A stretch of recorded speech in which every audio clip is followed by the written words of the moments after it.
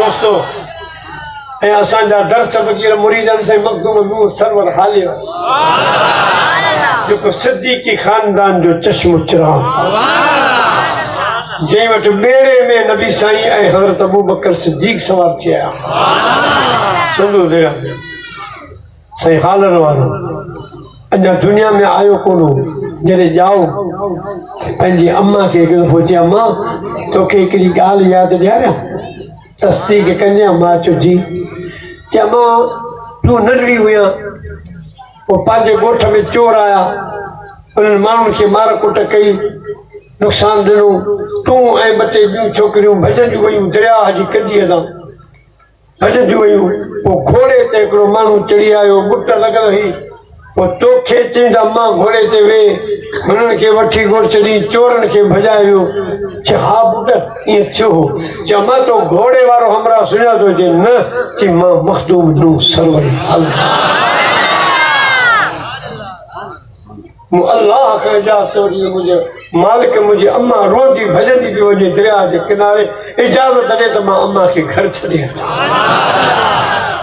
मां मखदूम नूह सरवर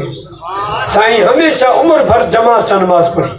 जमात सां हिकु दफ़ो साईं विची जी नमाज़ हुई त पहिरीं घड़ी तो अखि लॻी वई ख़लीफ़े उथारियो कोन नमाज़ पढ़जी वई जमात थी वई साईं फरमायो फ़क़ीर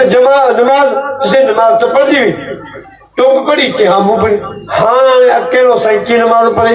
ची करो खड़ी कब्रिस्तान दे विया पान फरमाई 11 कुल पढ़ एक दफ़ो अलम शरीफ पढ़ी इन कब्रिस्तान वारनि खे बख़्शे चओ त अवां मां 2 टे ॼणा अचो त मखदूम नूह खे जमात सां नमाज़ पढ़ जीअं जो पैगाम मुंहिंजी पहचाई ख़त्मो ॾेई त 2 टे न सॼो कब्रिस्तान उथी साईं नमाज़ जनाज़ा पंहिंजो नमाज़ पढ़ी जमात सां हाणे साईं वञे पियो ते सभु मुआ जेके साईं जे पुठियां पिया अचनि पोइ चए थो ख़लीफ़े चई हिननि जे लाइ हुकुम छा आहे ईअं पर वञो कब्रिस्तान हेॾो सॼो शहर भरिजी वेंदो सभु वापसि वञो हज़रत मखदूम नूह सरवरी रहमतुल्लाह अलैह प्यारा मुस्लमान भाइरो अल्लाह मुंहिंजी अवांजी हाज़िरी क़बूल फरमाए अॼु मूं 2 कलाक पंहिंजे आवाज़ खे महीने खे मसरूफ़ियत खे कोन उजागे खे ॾिठो दरअसल फ़क़ीरनि जी मोहबत में 2 कलाक पूरा मूं ॻाल्हायो खिलायो रोआरे हलिया विया मिठा मेरा माण्हू विसारी हलिया रज़ा सां पहुची थियासे रवानो परे प्यार वार अॼा आस्तानो सुठी सूर वारी प्यारे हलिया मिठो मेरा माण्हू विसारे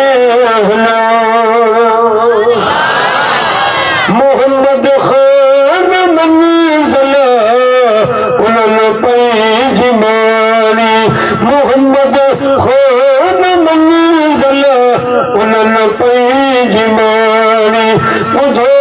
या छड़ोली उन्हनि जी कहानी हयातीअ जा ॾींहं गुज़ारे हलिया